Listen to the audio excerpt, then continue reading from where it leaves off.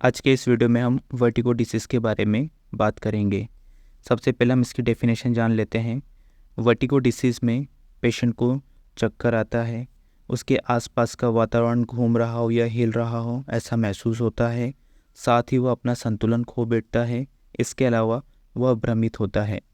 यह सब जो बीमारी है ब्रेन में मोटर सेंसेशन के अफेक्टेड हो जाने के कारण वर्टिगो होता है। अब इस डिसीज़ के कारणों की बात करें तो जो पहला कारण होता है बिनाइन पेरोसिस्मल पोजिशनल वर्टिगो, यानी इनर ईयर का जो टीनी क्रिस्टल्स होते हैं वो उखड़ जाते हैं, इस वजह से भी वर्टिगो हो जाता है। इनर ईयर डिसऑर्डर जो संतुलन और सुनने की क्षमता को अफेक्टेड करता है। इनर ईयर में इन्फेक्शन और इन्फ्लामेशन हो जाना, ब्रेन में ब्लड फ्लो कम हो जाना, माइग्रेन मतलब सिर दर्द की वजह से भी हेड और नेक में चोट पहुंचना, इन्फेक्शन जैसे लेब्रियंथ और वेस्टिबुलर, एनीमिया मतलब खून की कमी होना, हाइपोटेंशन यानी ब्लड प्रेशर कम होना, कुछ ऐसे ड्रग्स जैसे एंटीबायोटिक्स एस्प्रिन वगैरह, और बैक्टीरियल इन्फेक्शन। ये कुछ कारण हैं जिसकी वजह से वर्टिगो डिसीज़ होने के चांसेस बढ़ जाते हैं।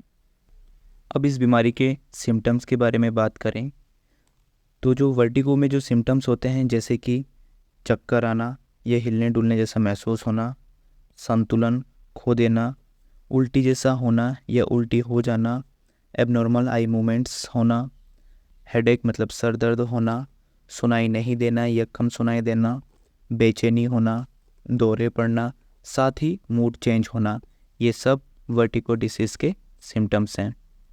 अब इस बीमारी को हम कैसे डायग्नोस करें ये देखते हैं।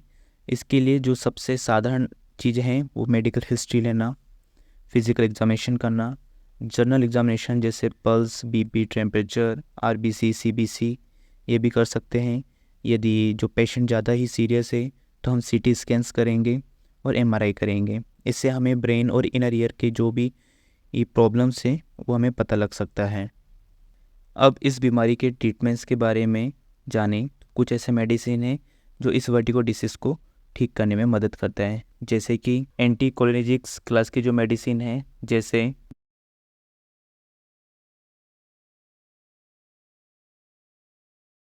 साथ ही एंटीहिस्टामिन क्लास में जो हैं डाइफेनिहाइड्रामाइन और लोराटिडिन हो गया, और बेंजोडाइज़ापाइन क्लास की जो मेडिसिन है जिसमें डाइज़ापाम और एल्प्राजोलम।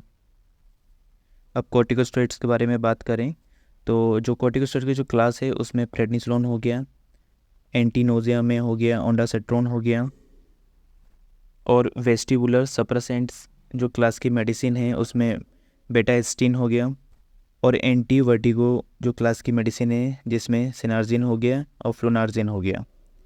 ये सारी मेडिसिन्स वर्टिगो डिसीज़ में यूज़ किया जाता है।